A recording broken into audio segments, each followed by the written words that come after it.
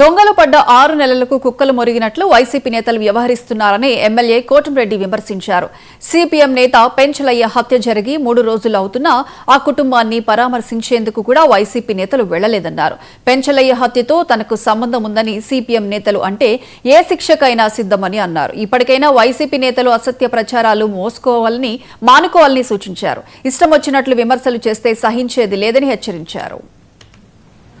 హత్య చేస్తే దొంగలు పడ్డ 6 నెలలకి కుక్కలు మురిగినట్టు మొన్న సిపిఎం పార్టీ నాయకుడు ప్రజా ఉద్యమకారుడు గంజాయికి వ్యతిరేకంగా పోరాటం చేసిన కామ్రేడ్ పెంచలయ్య నాకు వ్యక్తిగతంగా అత్యంత సన్నిహితుడు.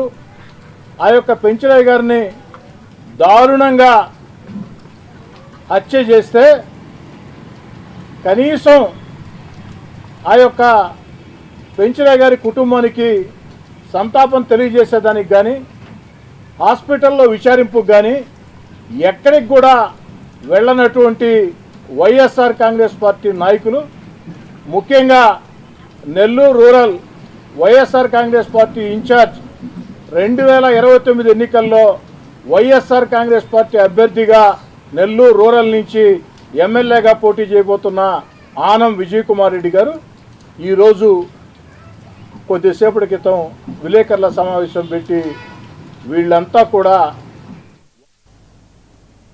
రాష్ట్రీయ స్వయం సేవక్ సంఘ్ శతాబ్ది ఉత్సవాల్లో భాగంగా